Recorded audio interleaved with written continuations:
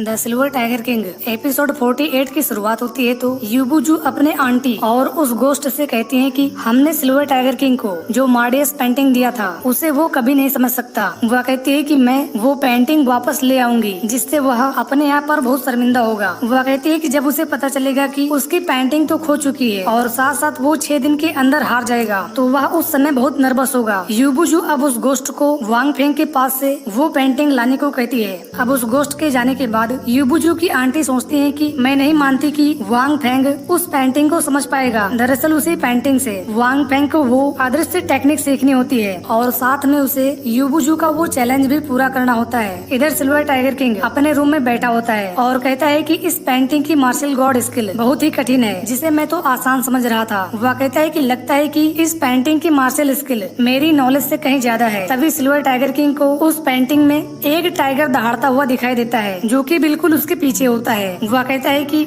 अब मेरी body golden God body बन चुकी है जिससे मैं अंदर और बाहर से पूरी तरह से मजबूत हो चुका हूँ। वह कहता है कि अब मुझे इस पेंटिंग की स्किल बिल्कुल समझ में आ चुका है। वह कहता है कि यूबुजू बहुत दुष्ट है क्योंकि वह जानती थी कि सिल्वर टाइगर किंग की कल्टीवेशन और फाइटिंग स्टाइल बिल्कुल एक टाइगर जैसी है। वह कहता है कि ये पेंटिंग एक टाइगर रोरिंग एट द फायरमेंट की पेंटिंग है। वह अब उस पेंटिंग को रखकर अपने रूम से बाहर आ जाता है। तभी उसके पीछे से कोई वहाँ से जाता है जिसे वांग फेंग यानी सिल्वर टाइगर किंग उसे नहीं देख पाता। अब कुछ देर के बाद वह जब फिर से अपने रूम में आता है तो देखता है कि वहाँ तो वो पेंटिंग नहीं होती जिसे देखकर वह कहता है कि मैं जानता हूँ कि ये काम कौन कर सकता है। वह अब अपने पप्पी के पास जाता है जहाँ वो आराम से सो रहा होता है और सिल्वर टाइगर किंग से कहता है कि तुम मुझे डिस्टर्ब मत करो। वह अब उस पपी को बताता है कि मिस्टीरियस मास्टर अभी अभी मेरे पास से होकर गए हैं। इस पर वह पपी पूछता है कि क्या उन्होंने तुम्हें पहचान तो नहीं लिया कि तुम ही सिल्वर टाइगर किंग हो। वह उसे बताता है कि उन्होंने मुझे तो नहीं पहचाना लेकिन यूबुजू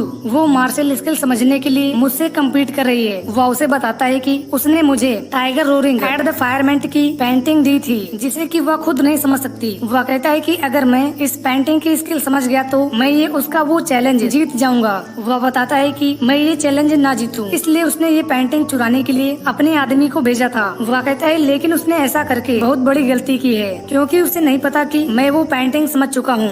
इस पर वह पपी बहुत खुश होता है और कहता है कि आखिर तुमने कर दिखाया क्योंकि तुम्हारे पास पहले से ही स्नोफॉल प्लम ब्लॉसम पेंटिंग की स्किल थी। सिल्वर टाइगर किंग उस पपी को बताता है कि लेकिन इस पेंटिंग की मार्शल गॉड स्किल बहुत ही मुश्किल थी। वह पपी अब उसे वो टाइगर रोरिंग एट द फायरमेंट की स्किल दिखाने को कहता है। इस पर वह उसे मना करता है और कहता है कि मैं अभी ऐसा नहीं कर सकता। वह बताता है कि ये स्किल शो करने से सभी लोगों का ध्यान मेरी ओर आ जाएगा और मैं नहीं चाहता कि मुझे कोई पहचान ले। वह पपी उससे कहता है कि अच्छा चलो कोई बात नहीं लेकिन तुम मुझे ये बताओ कि ये स्किल सीखने के बाद तुम्हें कैसा लग रहा है। इस पर वह उसे बताता है कि मुझे ऐसा लग रहा है कि जैसे टाइगर किंग मेरे ही पास हो। अब ये सुनकर वह पपी सरप्राइज होता है और कहता है कि ये तो एक धर्मा टेक्निक है। सिल्वर टाइगर किंग कहता है कि हाँ मुझे भी ऐसा लगता है। वह पपी उससे पूछता है कि क्या तुम सभी धर्मा स्टेज को जानते हो। वह बताता है कि मैंने इसके बारे में बहुत पढ़ा है जो कि लाखों रेस में कहीं कहीं मौजूद है। वह बताता है कि इसकी soul golden marshal god soul से कहीं ज्यादा है। वह कहता है कि जहाँ जहाँ ऐसी 7 सॉल पाई जाती हैं तो वो सब मिलकर एक ब्राइट धर्मा स्टेज बनाती हैं। वह बताता है कि और 8वीं सॉल को हम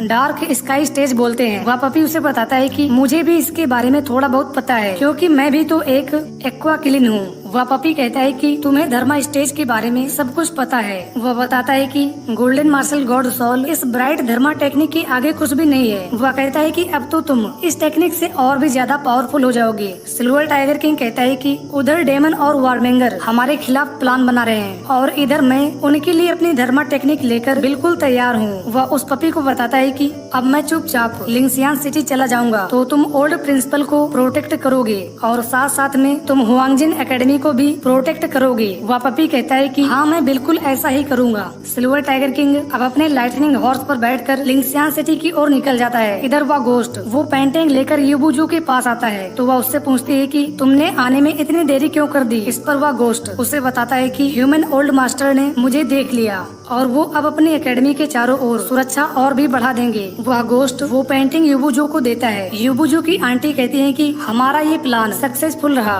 वह कहती है कि अगर हम ये पेंटिंग खो देते तो हम बहुत बड़ी समस्या में पड़ जाते। वह सभी को बताती है कि अब हमें और भी केयरफुल रहना होगा। वह गोस्ट उन्हें बताता है कि मुझे लगता है कि उन लोगों ने अपनी पूरी तैयारी कर ली है, इसलिए हमें गोल्डन एकेडमी तक पहुंचने में मुश्किल होने वाली है। इस पर यूबुजू कहती है कि तुम्हें गोल्डन एकेडमी के बारे में ज्यादा सोचने की जरूरत नहीं है। इस पर वह गोश्त कहता है कि तुम्हें समझना चाहिए, क्योंकि गोल्डन एकेडमी के पास कई सारी छुपी हुई शक्तियाँ मौजूद हैं। वह उन लोगों को बताता है कि हमें पहले असली सिल्वर टाइगर किंग को पहचानना होगा, नहीं तो हम पिछली बार की तरह फिर से मुसीबत में पड़ जाएंगे। तभी वहाँ पर्पल एंड गोल्ड वुल्फ का एक आदमी आता है और कहता है कि ये गोश्त बिल्कुल सही कह रहा है कि हमें गोल्डन एकेडमी को हल्के में नहीं लेना चाहिए। अब उसे देखकर यूबुजू की आंटी सरप्राइज होती है और कहती है कि आखिर तुम यहाँ क्या कर रहे हो। इस पर वह गोश्त उसे बताता है कि ये जियानबू चेनियान की ओर से आया है। वह कहता है कि अब तो गोल्डन एकेडमी को पूरी तरह से खत्म करने का समय आ चुका है। वह बताता है कि 5-6 दिनों के अंदर जैनबू चेनियान भी यहाँ आ जाएगा,